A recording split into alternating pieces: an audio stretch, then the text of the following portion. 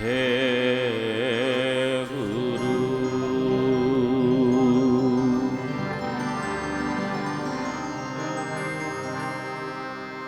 जी जंत्र सब तिसके किए,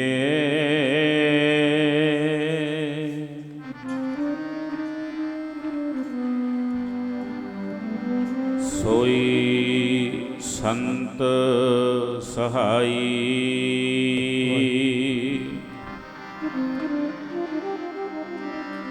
अपने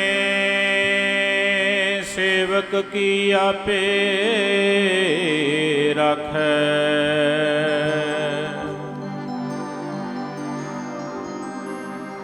पूर्ण भई बढ़ाई, पार ब्रह्म पूरा मेरे नाल,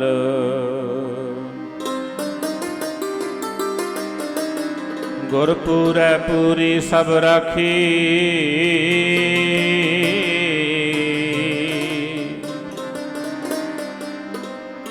होए सर्ब दयाल, अन दिन नानक नाम ध्याए,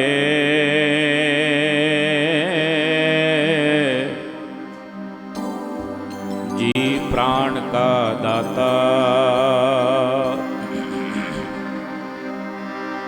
अपने दास को कंठ लाए रखै,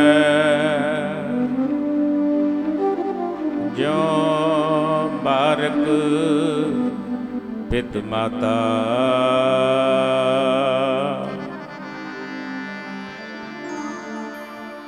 जिवें मावा नूं पुत्र प्यारे,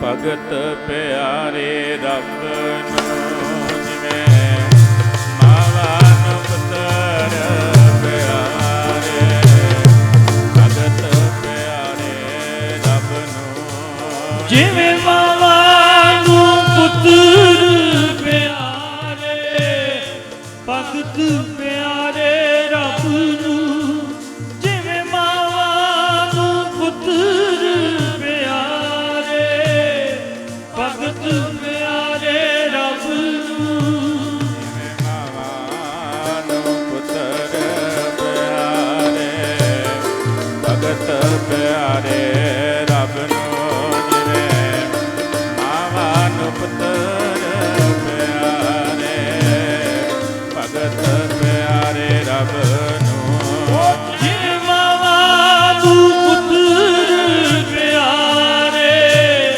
भगत प्यारे रब नूं, जिवें मावा नूं पुत्र प्यारे, भगत प्यारे रब नूं, प्यारे जी भगत प्यारे रब नूं, भगत प्यारे रब नूं, प्यारे जी भगत प्यारे रब नूं, वाह वाह वाह, भगत प्यारे रब नूं, प्यारे जी भगत प्यारे रब नूं, भगत प्यारे रब नूं, प्यारे जी भगत प्यारे रब नूं, वाह वाह वाह, भगत प्यारे रब नूं, जिवें मावा नूं पुत्र प्यारे, भगत प्यारे रब नूं, जिवें मावा नूं पुत्र प्यारे, भगत प्यारे रब नूं, जिवें मावा नूं पुत्र प्यारे, भगत प्यारे रब नूं, जिवें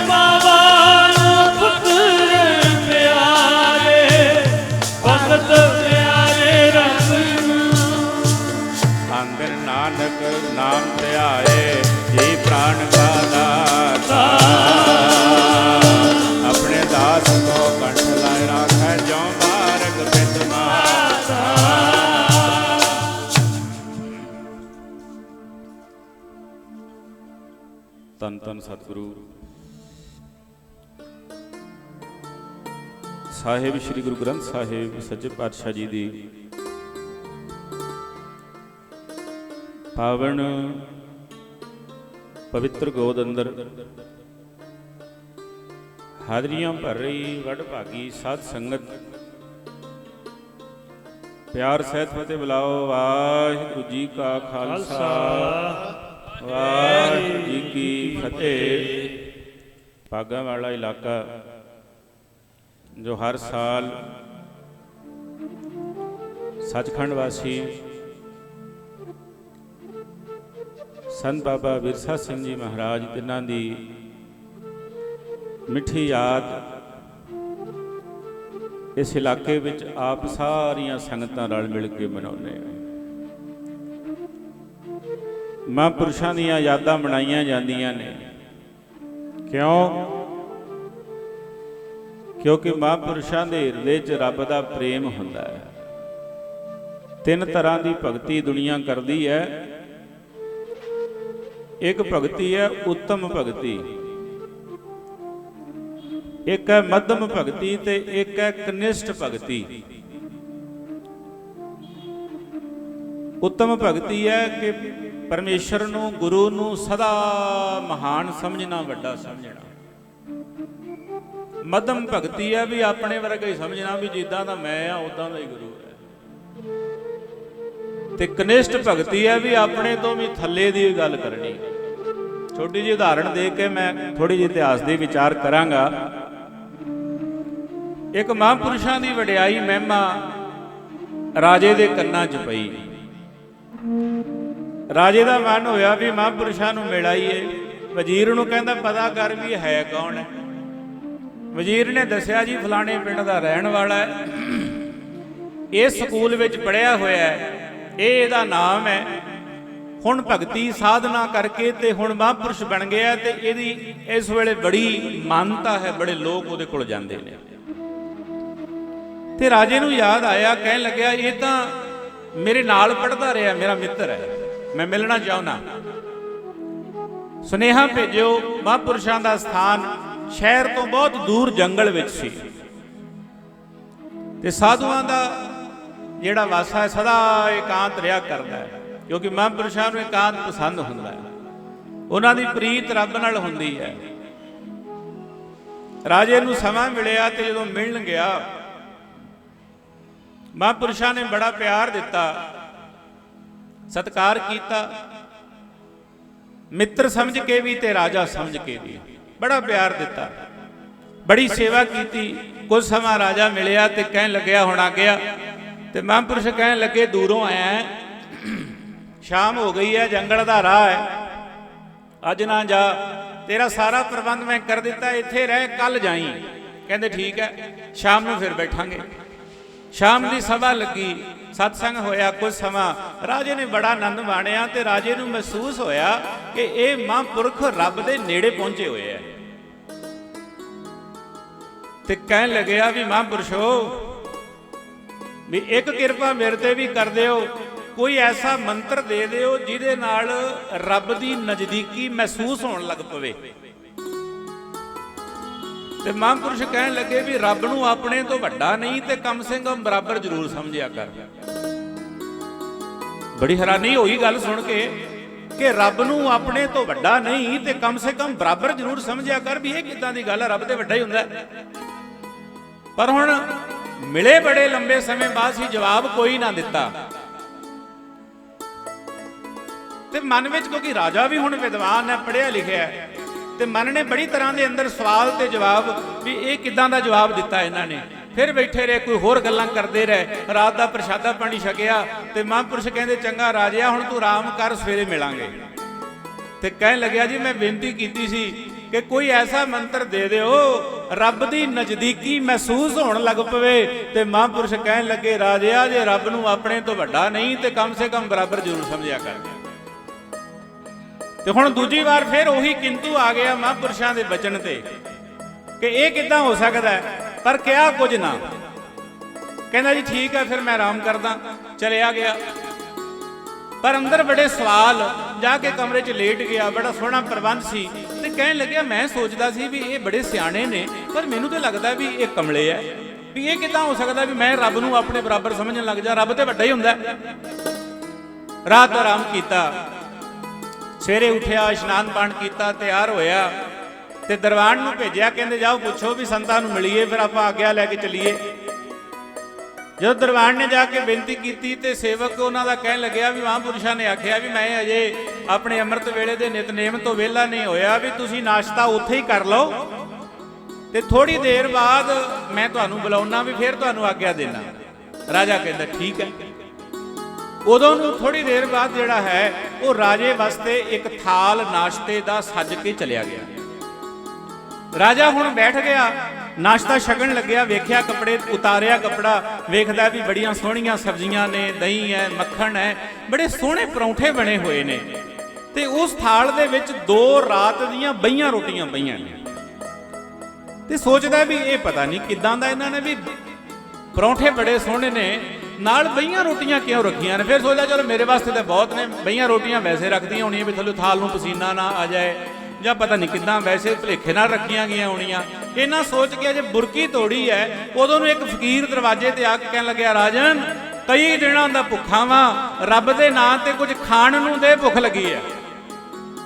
अजे बुरकी मूँह च नहीं पाई राजे ने, सोचदा फकीर आ गया मंगण वाला है, ते राजे ने वो जिहड़ियां बईयां रोटियां सी वो चुक के फकीर दे हत्थ ते रख दित्तियां। आप ने बड़े आनंद नाल परौंठे रज के नाश्ता किया। उदों नूं महापुरुषों का सुनेहा आ गया भी आ जा राजा। राजा महापुरुषों को गया, महापुरुषों ने प्यार दिता, नाश्ते पानी का पूछया, रात का पूछया, सिरोपा दिता ते कहन लग्या ठीक रहे। राजा कहंदा बड़े आनंद नाल रहे। कुछ थोड़ियां जे बचन कीते ते राजे दे मन च आया चलो तीजी बार फिर कही दिया हुण, ते कहन लग्या भी हुण आग्या भी बख्शो, ते नाल मैं तुहानूं बेनती कीती सी कि कोई इहो जिहा मंत्र दे दिओ कि रब नेड़े दिसण लग पवे। ते महापुरुषां ने तीजी बार फिर उही बचन कहन लगे राजिया जे रब नूं अपने तो वड्डा नहीं ते बराबर जरूर समझिया कर। हुण बोल पिया, कहंदा मैं ते सोचदा सी सियाणे हो पर तुसीं तां मूर्ख हो।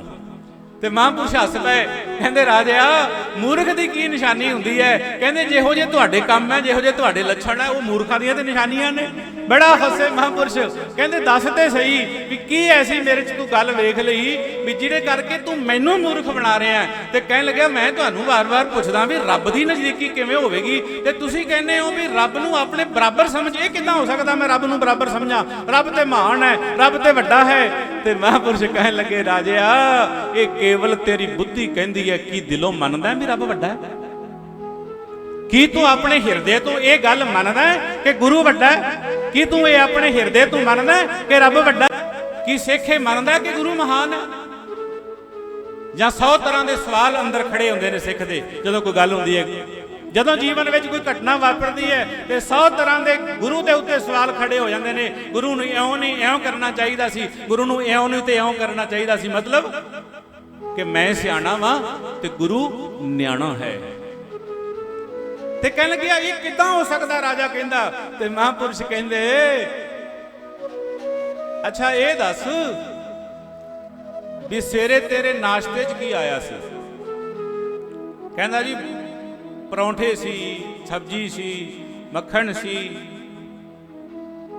ते कहंदा भी जदों तू नाश्ता खाण लग्या उदों कोई घटना वापरी? कहंदा हाँ मैं बुरकी तोड़ी सी।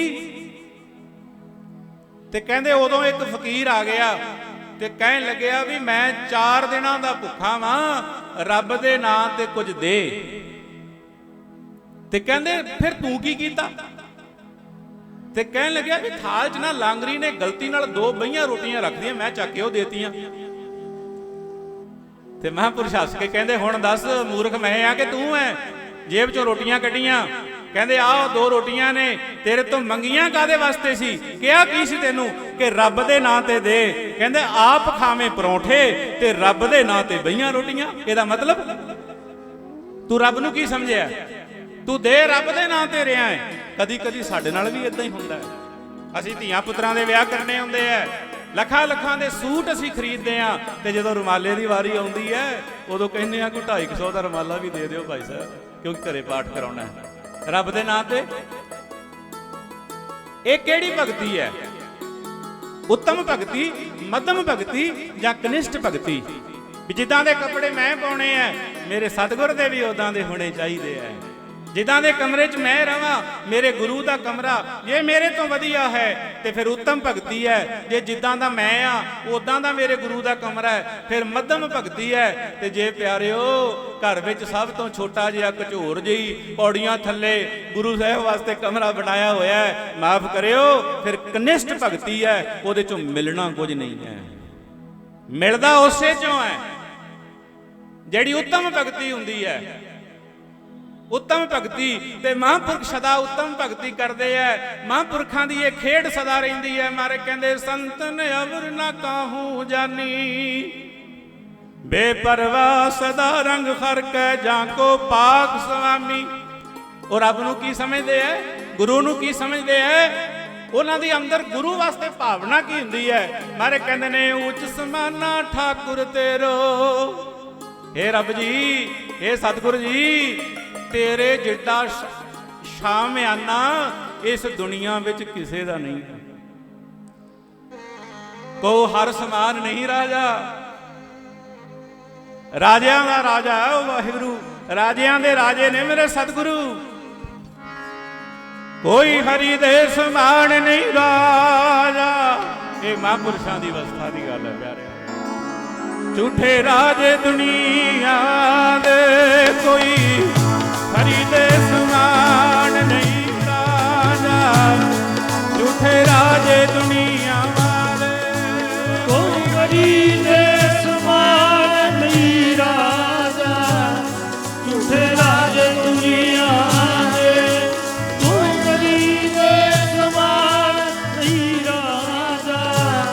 ਝੂਠੇ ਰਾਜੇ ਦੁਨੀਆ ਦੇ, ਕੋਈ ਹਰੀ ਦੇ ਸਮਾਨ ਨਹੀਂ ਰਾਜਾ। ਝੂਠੇ ਰਾਜੇ ਦੁਨੀਆ ਦੇ, ਕੋਈ ਹਰੀ ਦੇ ਸਮਾਨ ਨਹੀਂ ਰਾਜਾ। ਝੂਠੇ ਰਾਜੇ ਦੁਨੀਆ ਦੇ, ਕੋਈ ਹਰੀ ਦੇ ਸਮਾਨ ਨਹੀਂ ਰਾਜਾ। ਝੂਠੇ ਰਾਜੇ ਦੁਨੀਆ ਦੇ, ਕੋਈ ਹਰੀ ਦੇ ਸਮਾਨ ਨਹੀਂ ਰਾਜਾ। ਝੂਠੇ ਰਾਜੇ ਦੁਨੀਆ ਦੇ। ਪਿਆਰੇ ਜੀ, ਝੂਠੇ ਰਾਜੇ ਦੁਨੀਆ ਦੇ, ਵਾਹ ਵਾਹ ਵਾਹ, ਝੂਠੇ ਰਾਜੇ ਦੁਨੀਆ ਦੇ। ਪਿਆਰੇ ਜੀ, ਝੂਠੇ ਰਾਜੇ ਦੁਨੀਆ ਦੇ, ਵਾਹ ਵਾਹ ਵਾਹ, ਝੂਠੇ ਰਾਜੇ ਦੁਨੀਆ ਦੇ। ਉਹ ਹਰੀ ਦੇ ਸਮਾਨ ਨਹੀਂ ਰਾਜਾ। ਝੂਠੇ ਰਾਜੇ ਦੁਨੀਆ ਦੇ, ਕੋਈ ਹਰੀ ਦੇ ਸਮਾਨ ਨਹੀਂ ਰਾਜਾ। ਝੂਠੇ ਰਾਜੇ ਦੁਨੀਆ ਦੇ, ਕੋਈ ਹਰੀ ਦੇ ਸਮਾਨ ਨਹੀਂ ਰਾਜਾ। ਝੂਠੇ ਰਾਜੇ ਦੁਨੀਆ ਦੇ, ਕੋਈ ਹਰੀ ਦੇ ਸਮਾਨ ਨਹੀਂ ਰਾਜਾ। ਝੂਠੇ ਰਾਜੇ ਦੁਨੀਆ ਦੇ। ਕੋ ਹਰ ਸਮਾਨ ਨਹੀਂ ਰਾਜਾ। ਇਹ ਭੂਪਤ ਸਭ ਦਿਵਸ ਚਾਰ ਕੇ ਝੂਠੇ ਕਰਤ ਦਿਵਾਜਾ। ਇਹ ਮਹਾਂਪੁਰਖ ਦੀ ਅਵਸਥਾ ਹੈ। ਊਚ ਸਮਾਨਾ ਠਾਕੁਰ ਤੇਰੋ। ਇਹ ਮੇਰੇ ਮਾਲਕਾ, ਸਾਰਿਆਂ ਤੋਂ ਉੱਚਾ ਸ਼ਾਮਿਆਨਾ ਤੇਰਾ ਹੀ ਹੈ। ਅਵਰ ਨਾ ਕਾਹੂ ਤਾਨੀ, ਜਿੰਨਾ ਤੇਰੇ 'ਚ ਬਲ ਹੈ, ਜਿੰਨਾ ਤੇਰੇ 'ਚ ਜ਼ੋਰ ਹੈ, ਇੰਨਾ ਜ਼ੋਰ ਹੋਰ ਨਹੀਂ ਕਿਸੇ 'ਚ। ਇਹ ਭਾਵਨਾ ਹੋਵੇ ਤੇ ਜਿਹਦੀ ਇਹ ਭਾਵਨਾ ਹੈ, ਫਿਰ ਉਹਦੀ ਉੱਤਮ ਭਗਤੀ ਹੈ। ਤੇ ਜਿਹੜਾ ਉੱਤਮ ਭਗਤੀ ਕਰਦਾ ਹੈ, ਫਿਰ ਉਹਦੇ ਵਾਸਤੇ ਸਤਿਗੁਰੂ ਚੱਲ ਕੇ ਜਾਂਦੇ ਆ। ਧੰਨ ਗੁਰੂ ਤੇਗ ਬਹਾਦਰ ਸਾਹਿਬ ਸੱਚੇ ਪਾਤਸ਼ਾਹ ਜੀ ਢਾਕੇ ਗਏ, ਤੇ ਉਸ ਵੇਲੇ ਉਸ ਇਲਾਕੇ ਵਿੱਚ ਜਿਹੜਾ ਪ੍ਰਚਾਰਕ ਹੈ ਉਹ ਭਾਈ ਬੁਲਾਕੀ ਦਾਸ ਤੇ ਭਾਈ ਨੱਥਾ ਜੀ, ਦੋ ਪ੍ਰਚਾਰਕ ਬੜੇ ਜ਼ੋਰਾਂ ਸ਼ੋਰਾਂ ਨਾਲ ਉਸ ਇਲਾਕੇ 'ਚ ਪ੍ਰਚਾਰ ਕਰ ਰਹੇ ਨੇ। ਧੰਨ ਗੁਰੂ ਨਾਨਕ ਸਾਹਿਬ ਸੱਚੇ ਪਾਤਸ਼ਾਹ ਜੀ ਗਏ, ਤੇ ਗੁਰੂ ਨਾਨਕ ਸਾਹਿਬ ਸੱਚੇ ਪਾਤਸ਼ਾਹ ਜੀ ਤੋਂ ਬਾਅਦ ਛੇਵੇਂ ਪਾਤਸ਼ਾਹ ਜੀ ਨੇ ਭਾਈ ਅਲਮਸਤ ਜੀ ਨੂੰ ਭੇਜਿਆ ਤੇ ਉਸ ਵੇਲੇ ਉਸ ਇਲਾਕੇ ਦਾ ਨਾਮ ਜਹਾਂਗੀਰਾਬਾਦ ਸੀਗਾ। ਤੇ ਭਾਈ ਅਲਮਸਤ ਜੀ ਤੋਂ ਗਏ ਨੇ, ਉਹ ਫਿਰ ਉੱਥੇ ਜਾ ਕੇ ਕੇਂਦਰ ਬਣਾ ਕੇ ਆਏ ਢਾਕੇ ਵਿੱਚ, ਸਿੱਖੀ ਦਾ ਕੇਂਦਰ ਬਣਾਇਆ। ਤੇ ਉਥੋਂ ਦੀ ਜਿਹੜੀ ਪ੍ਰਚਾਰ ਦੀ ਸੇਵਾ ਸੀ ਬਾਬਾ ਅਲਮਸਤ ਜੀ ਨੇ ਭਾਈ ਨੱਥੇ ਨੂੰ ਦਿੱਤੀ। ਹੁਣ ਭਾਈ ਨੱਥਾ ਜਿਹੜਾ ਪ੍ਰਚਾਰਕ ਸੀ ਉਹ ਬੜੇ ਖੜਕੇ ਦੜਕੇ ਨਾਲ ਪ੍ਰਚਾਰ ਕਰਦੇ ਸੀ। ਕਦੇ ਵੀ ਕਿਸੇ ਦੀ ਮਨਮਤ ਵੇਖਣੀ ਤੇ ਉਹਨੂੰ ਜਿਹੜਾ ਹੈ ਉਹ ਗੁੱਸੇ ਹੋਣਾ ਤੇ ਕਈ ਵਾਰ ਗਾਲ ਵੀ ਕੱਢ ਦੇਣੀ, ਲੇਕਿਨ ਅੰਦਰੋਂ ਬੜੇ ਸੱਚੇ ਤੇ ਸੁੱਚੇ ਸਨ। ਤੇ ਭਾਈ ਬੁਲਾਕੀ ਦਾਸ ਤੇ ਉਹਨਾਂ ਦੀ ਮਾਤਾ ਉਹ ਬੜਾ ਪਿਆਰ ਕਰਦੇ ਸਨ। ਭਾਈ ਨੱਥੇ ਦੀ ਸੰਗਤ ਕਰਕੇ ਉਹ ਜੁੜੇ, ਉਹ ਵੀ ਪ੍ਰਚਾਰ ਕਰਨ ਲੱਗੇ। ਬੜਾ ਪਿਆਰ ਭਾਈ ਬੁਲਾਕੀ ਦਾਸ ਦੀ ਮਾਤਾ ਦਾ। ਤੇ ਕਲਗੀਧਰ ਪਿਤਾ ਨੂੰ ਜਦੋਂ ਪਟਨਾ ਸਾਹਿਬ ਤੋਂ ਉਹਨਾਂ ਨੇ ਆਉਣਾ ਹੈ ਤੇ ਸੋਨੇ ਦੀ ਪਾਲਕੀ ਢਾਕੇ ਦੀ ਸੰਗਤ ਨੇ ਭੇਜੀ ਸੀ। ਇੰਨਾ ਪਿਆਰ ਢਾਕੇ ਦੀ ਸੰਗਤ ਵਿੱਚ। ਜਦੋਂ ਮਹਾਰਾਜ ਨੇ ਜੰਗ ਯੁੱਧ ਸ਼ੁਰੂ ਕੀਤੇ ਨੇ ਤੇ ਢਾਕੇ ਤੋਂ ਹੀ ਸ਼ਸਤਰ ਤੇ ਢਾਕੇ ਤੋਂ ਹੀ ਜੰਗੀ ਘੋੜੇ ਤੇ ਜੰਗੀ ਹਾਥੀ ਮਹਾਰਾਜ ਨੂੰ ਭੇਟ ਹੁੰਦੇ ਰਹੇ। ਢਾਕੇ ਇੰਨਾ ਪਿਆਰ ਸੀ, ਇੰਨੀ ਜੁੜੀ ਹੋਈ ਸੰਗਤ ਸੀ ਢਾਕੇ ਦੀ। ਤੇ ਨੌਵੇਂ ਪਾਤਸ਼ਾਹ ਜੀ ਜਦੋਂ ਢਾਕੇ ਗਏ ਤੇ ਇਤਿਹਾਸ ਵਿੱਚ ਲਿਖਿਆ, ਢਾਕੇ ਨਗਰ ਮਝਾਰ ਮਸੰਦਾ ਬਸੈ ਬੁਲਾਕੀ ਦਾਸ ਬਿਲੰਦਾ।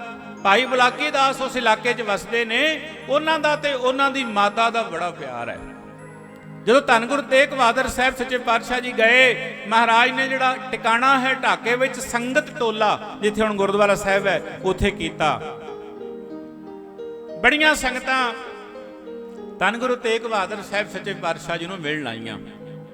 ਜਦੋਂ ਸੰਗਤ ਆਈ ਨਾ ਪਿਆਰਿਓ, ਤੇ ਬਹੁਤ ਸਾਰੀਆਂ ਸੰਗਤਾਂ ਨੇ ਭਾਈ ਨੱਥੇ ਦੀ ਗੁਰੂ ਸਾਹਿਬ ਜੀ ਕੋਲ ਸ਼ਿਕਾਇਤ ਕਰ ਦਿੱਤੀ ਕਿ ਸੱਚੇ ਪਾਤਸ਼ਾਹ ਭਾਈ ਨੱਥਾ ਗਾਲਾਂ ਬੜੀਆਂ ਕੱਢਦਾ। ਤੇ ਧੰਨ ਗੁਰੂ ਤੇਗ ਬਹਾਦਰ ਸਾਹਿਬ ਸੱਚੇ ਪਾਤਸ਼ਾਹ ਜੀ ਨੇ ਸੰਗਤ ਦੇ ਵਿੱਚ ਹੀ ਭਾਈ ਨੱਥੇ ਨੂੰ ਬੁਲਾ ਲਿਆ ਤੇ ਮਹਾਰਾਜ ਕਹਿਣ ਲੱਗੇ, ਭਾਈ ਨੱਥਿਆ ਤੇਰੀ ਸ਼ਿਕਾਇਤ ਆਈ ਹੈ। ਹਾਂ ਮਹਾਰਾਜ, ਕੀ ਸ਼ਿਕਾਇਤ ਆਈ ਹੈ? ਤੇ ਮਹਾਰਾਜ ਕਹਿਣ ਲੱਗੇ, ਐ ਸੰਗਤਾਂ ਕਹਿੰਦੀਆਂ ਵੀ ਤੂੰ ਗਾਲਾਂ ਬੜੀਆਂ ਕੱਢਦਾ। ਤੇ ਕਹਿੰਦੇ ਵੱਡੀ ਸਾਰੀ ਗਾਲ ਕੱਢ ਕੇ ਅੱਗੋਂ ਕਹਿੰਦਾ, ਕੌਣ ਕਹਿੰਦਾ ਮੈਂ ਗਾਲਾਂ ਕੱਢਦਾ? ਜਿਵੇਂ ਸੁਭਾਅ ਬਣਿਆ ਹੋਇਆ ਸੀ ਗਾਲ ਕੱਢਣ ਦਾ, ਉਦਾਂ ਹੀ।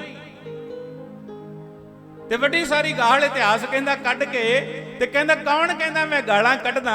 ਜਦੋਂ ਮਹਾਰਾਜ ਨੇ ਇਹ ਸੁਣਿਆ ਤੇ ਮਹਾਰਾਜ ਬੜਾ ਹੱਸੇ। ਧੰਨ ਗੁਰੂ ਤੇਗ ਬਹਾਦਰ ਸਾਹਿਬ ਸੱਚੇ ਪਾਤਸ਼ਾਹ ਸਦਾ ਬੈਰਾਗ ਵਿੱਚ ਰਹਿਣ ਵਾਲੇ ਸਨ, ਪਰ ਕਹਿੰਦੇ ਉਸ ਦਿਨ ਇੰਨਾ ਹੱਸੇ ਸੰਗਤ ਵਿੱਚ। ਇਤਿਹਾਸ ਵਿੱਚ ਲਿਖਿਆ, ਬਹੁ ਹੱਸੇ ਦਿਆਲ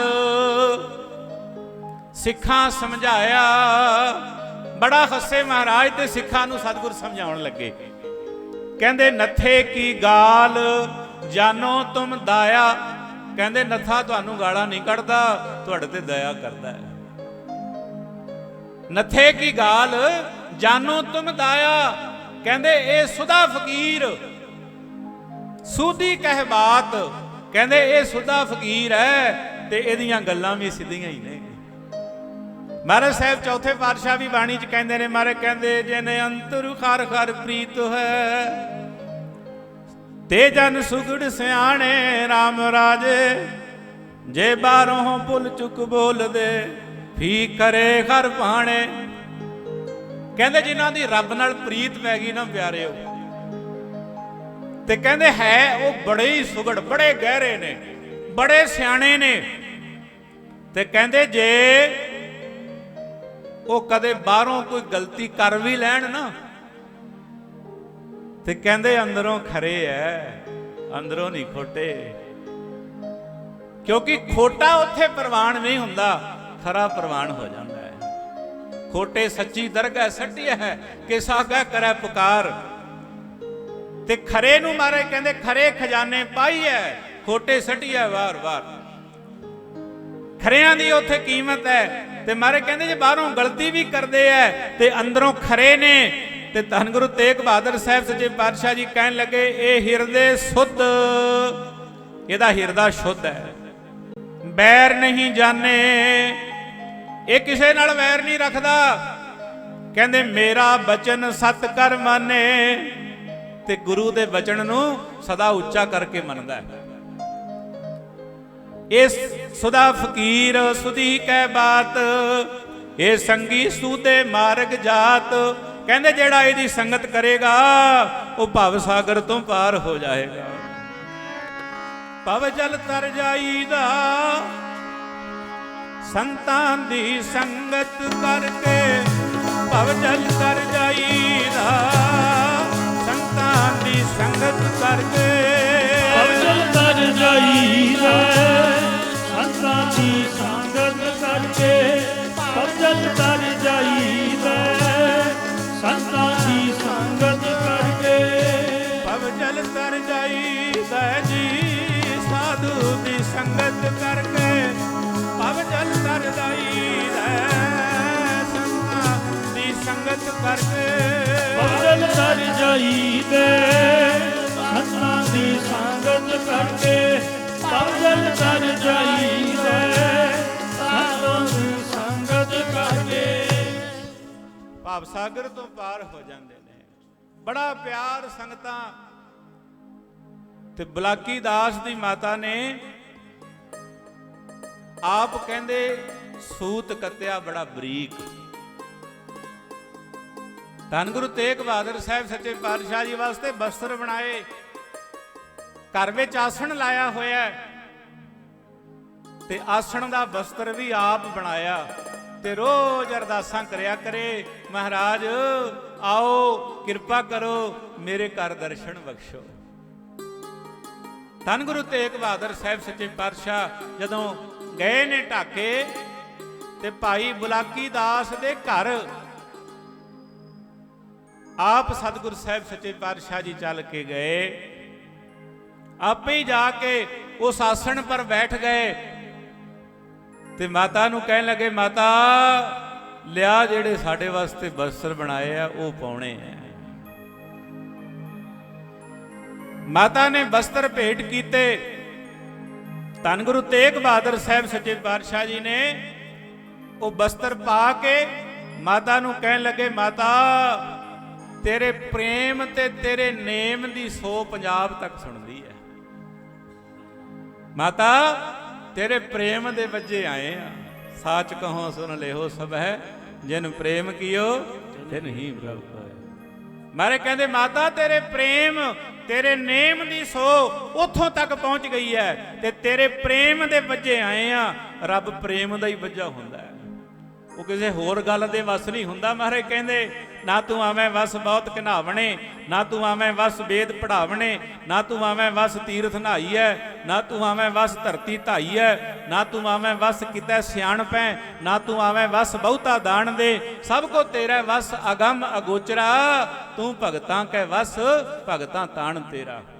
ਬੜਾ ਪਿਆਰ ਮਾਤਾ ਜੀ ਨੇ ਕੀਤਾ। ਤੇ ਕੁਝ ਸਮਾਂ ਜਦੋਂ ਸਤਿਗੁਰੂ ਸਾਹਿਬ ਸੱਚੇ ਪਾਤਸ਼ਾਹ ਜੀ ਰਹੇ, ਤੇ ਇੱਕ ਦਿਨ ਚੱਲਣ ਲੱਗੇ ਮਹਾਰਾਜ, ਤੇ ਮਾਤਾ ਕਹਿਣ ਲੱਗੀ ਵੀ ਸੱਚੇ ਪਾਤਸ਼ਾਹ ਕਿਰਪਾ ਕਰੋ ਵੀ ਮੈਂ ਤੁਹਾਡੀ ਮੂਰਤ ਬਣਵਾਉਣਾ ਚਾਹੁੰਦੀ ਆ, ਜਿਸ ਕਰਕੇ ਮੈਨੂੰ ਤੁਹਾਡੇ ਰੋਜ਼ ਦਰਸ਼ਨ ਹੋ ਜਾਇਆ ਕਰਨ। ਤੇ ਸਤਿਗੁਰੂ ਸਾਹਿਬ ਸੱਚੇ ਪਾਤਸ਼ਾਹ ਕਹਿਣ ਲੱਗੇ ਮਾਤਾ ਨਾਮ ਨਾਲ ਜੁੜ, ਸ਼ਬਦ ਨਾਲ ਜੁੜ, ਮੂਰਤ ਸ਼ਬਦ ਦਾ ਮੁਕਾਬਲਾ ਨਹੀਂ ਕਰ ਸਕਦੀ। ਤੇ ਮਾਤਾ ਕਹਿੰਦੀ ਮਹਾਰਾਜ ਸ਼ਬਦ ਤੇ ਜਪਦੀ ਆ, ਨਾਮ ਵੀ ਜਪਦੀ ਆ, ਬਾਣੀ ਵੀ ਪੜ੍ਹਦੀ ਆ, ਪਰ ਮੈਂ ਚਾਹੁੰਦੀ ਆ ਤੁਹਾਡਾ ਰੋਜ਼ ਦਰਸ਼ਨ ਹੋਵੇ। ਉੱਥੇ ਧੰਨ ਗੁਰੂ ਤੇਗ ਬਹਾਦਰ ਸਾਹਿਬ ਸੱਚੇ ਪਾਤਸ਼ਾਹ ਜੀ ਨੇ ਗੌੜੀ ਰਾਗ ਵਿੱਚ ਸ਼ਬਦ ਉਚਾਰਨ ਕੀਤਾ। ਢਾਕੇ ਉਸ ਭਾਈ ਬੁਲਾਕੀ ਦਾਸ ਦੇ ਘਰ ਧੰਨ ਗੁਰੂ ਗ੍ਰੰਥ ਸਾਹਿਬ ਸੱਚੇ ਪਾਤਸ਼ਾਹ ਜੀ ਵਿੱਚ ਉਹ ਸ਼ਬਦ ਅੰਕਿਤ ਹੈ, ਸਰਵਣ ਕਰਦੇ ਹਾਂ। ਕੋ ਮਾਈ ਭੁੱਲਿਓ ਮਨ ਸਮਝਾਵੇ, वेद पुराण साध मग सुन कर, निमुख न हर गुण गावे। दुर्लभ दे पाए मानस की, बिरथा जन्म सिरावे।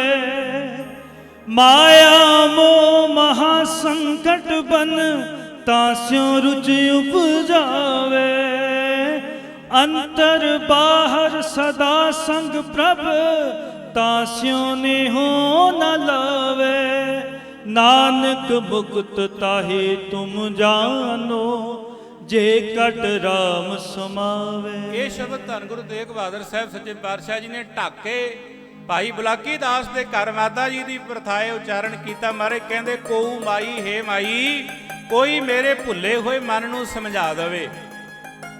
ਵੇਦ ਪੁਰਾਣ ਸਾਧ ਮਗ ਸੁਣ ਕਰ ਜਿਹੜਾ ਵੇਦਾਂ ਨੇ ਰਾਹ ਦੱਸਿਆ, ਪੁਰਾਣਾ ਨੇ ਰਾਹ ਦੱਸਿਆ, ਜਿਹੜਾ ਸਾਧੂਆਂ ਨੇ ਰਾਹ ਅਖਤਿਆਰ ਕੀਤਾ, ਮੇਰਾ ਮਨ ਉਸ ਰਾਹ ਤੇ ਨਹੀਂ ਚੱਲਦਾ, ਉਸ ਰਾਹ ਤੇ ਨਹੀਂ ਚੱਲਦਾ, ਟੇਢਾ ਚੱਲ ਰਿਹਾ ਤੇ ਪ੍ਰਮਾਤਮਾ ਦੇ ਗੁਣ ਨਹੀਂ ਗਾਉਂਦਾ।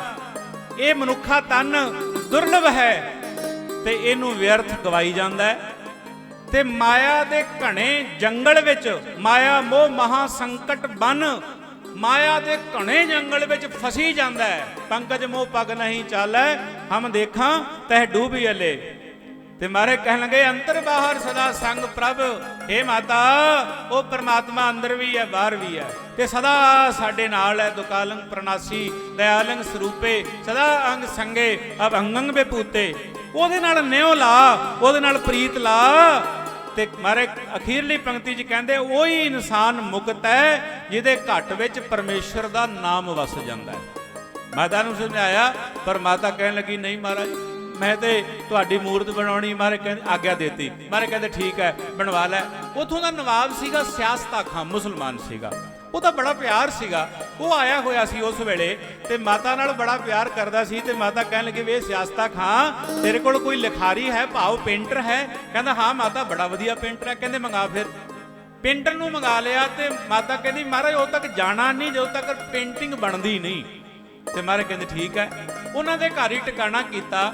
ਪੇਂਟਰ ਰੋਜ਼ ਸਤਿਗੁਰ ਸਾਹਿਬ ਸੱਚੇ ਪਾਤਸ਼ਾਹ ਜੀ ਦੇ ਸਾਹਮਣੇ ਬੈਠੇ ਤੇ ਮਹਾਰਾਜ ਦੀ ਮੂਰਤ ਬਣਾਉਣ ਲੱਗ ਪਿਆ। ਤੇ ਇਤਿਹਾਸ ਕਹਿੰਦਾ ਕਿ ਉਸ ਪੇਂਟਰ ਨੇ ਸਗਲ ਅੰਗ ਸਾਰੇ ਅੰਗ ਹੱਥ ਬਣਾ ਲਏ, ਬਾਹਾਂ ਬਣਾ ਲਈਆਂ, ਛਾਤੀ ਬਣਾ ਲਈ, ਚੌਂਕੜਾ ਮਾਰਿਆ ਬੈਠਿਆ ਬਣਾ ਲਏ, ਚਰਨ ਬਣਾ ਲਏ, ਬਸਤਰ ਬਣਾ ਲਏ, ਸਗਲ ਅੰਗ ਬਸਤਰ ਸਭ ਲਿਖਾ ਸਾਰੇ ਲਿਖ ਲਏ। ਪਰ ਜਦੋਂ ਮਹਾਰਾਜ ਦੇ ਚਿਹਰੇ ਵੱਲ ਵੇਖਿਆ ਹੀ ਨਾ ਜਾਏ ਕਲਮ ਹੱਥੋਂ ਡਿੱਗ ਪਵੇ। ਇੱਕ ਦਿਨ ਲੰਘ ਗਿਆ, 2 ਦਿਨ ਲੰਘ ਗਏ, 3 ਦਿਨ ਲੰਘ ਗਏ, ਆਖਰ ਕਹਿ ਉੱਠਿਆ ਕਿ ਸੱਚੇ ਪਾਤਸ਼ਾਹ ਮੈਥੋਂ ਤੁਹਾਡੇ ਚਿਹਰੇ ਦਾ ਤੇਜ ਨਹੀਂ ਚੱਲਿਆ ਜਾਂਦਾ।